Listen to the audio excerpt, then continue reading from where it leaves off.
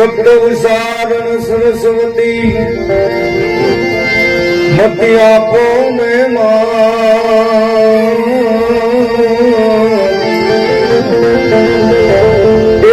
ભૂલો અક્ષર તમે આપજો તમારા ગુણગાન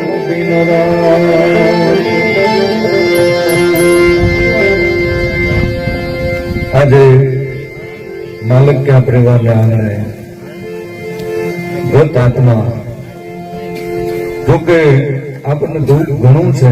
સૂર્યનો અસ્ત થવાનો સમય હોય અને એ સમયે જયારે સૂર્ય અસ્ત ન થાય અને બપોરે જયારે સૂર્યનો અસ્ત થાય ત્યારે આપણા જીવનમાં દુઃખ લાગે. અમારે અમરસિંહભાઈ એમના સુપુત્ર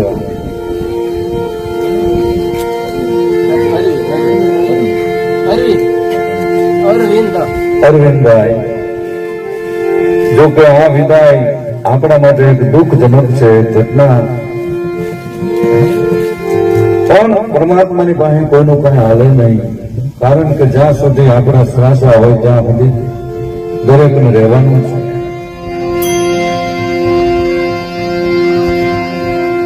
આજની રાત પરમાત્માને હું ને તમે પ્રાર્થના કરવા માટે મળ્યા છે. આજની રાત જાગરણની રાત, આજની રાત શ્રદ્ધાંજલિની રાત, દિવ્ય આત્માને શાંતિ મળે એ માટે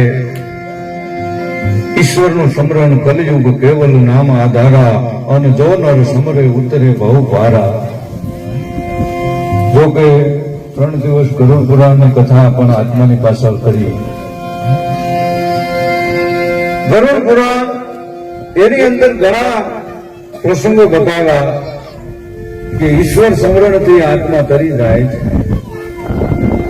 નામ સમોવડ કોઈ નહીં, જપ તપ તીરથ યોગ, નામે પાતક છૂટીએ, નામે નાચે રોગ. આવું જે અગરબત્તી જેવું જીવન હતો, અમે તો અહીંયા આવતા જતા મળતા બેહતા હરે કાયમ ને માટે રહેતા. આવો સ્નેહ એનો હતો. સામેથી ગાલી દેતા આવકારો કે છે ને કવિ કે તારા આંગણિયા પૂછીને કોઈ આવે આવકારો મીઠો આપજે. હા તું મોટું કાયમ ને માટે જેનું.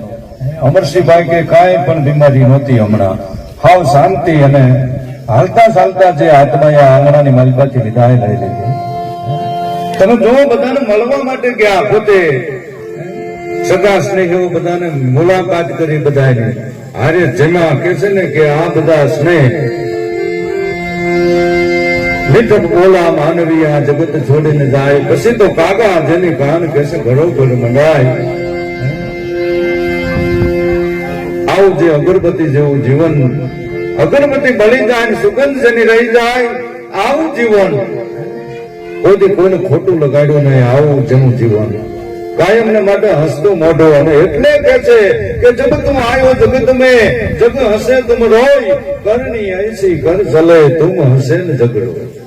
માણસ વિયો જાય ત્યારે પાછળ માણસો રડતા હોય છે, પણ જાનારો આત્મા હસતા હસતા ભગવાનના નામની માલિકા જાતો હોય છે. એવા દિવ્ય આત્માને શ્રદ્ધાંજલિ દેવા માટે અહીંયા પધારેલા ઘણા ભજનીકો આજ બધા પોતાની વાણીને પવિત્ર કરવા માટે આવ્યા છે. અમારે વાઘાભાઈ, જોકે આ પંથકનું બહુ સારું નામ છે. અમારા જેસાભાઈ ગંગોરાથી આવ્યા છે. ઘણા ભજનીકો છે, નામ નથી આવડતા, પણ બધાનો આપણે લાભ લેવાનો, બધાની વાણી આપણે પવિત્ર આજ કરવાની. અને બાપુ તબલસિંહજી રહ્યા છે, તળવાથી આવ્યા છે. મોટા મોટા નામસીન કલાકારો, શૈલેષ મહારાજ જેવા કલાકારો હારે બાપુ તબલું બગાડે. પણ બાપુને કીધું કે આ સ્નેહનો તાતણો અમે તો કાયમ હારે હોય છે. આજ તમારે બાપુ કીધું આવવું પડશે. એવા તબલા વાદક એવા અમારે ગોપાલ બાપુ, લોકો ધીરુ બાપુ ના હગા થાય છે. બેન્જો માસ્ટર અમારે ઓઢા બાપુ.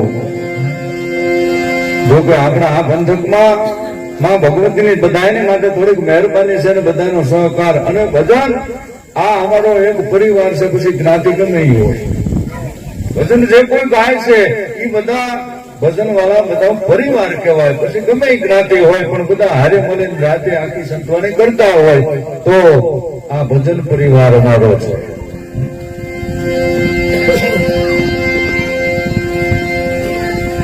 અમારે તમારા સુધી આ યાદી પહોંચાડવા માટે અમારે ડેરવાળિયા છે મુકેશભાઈ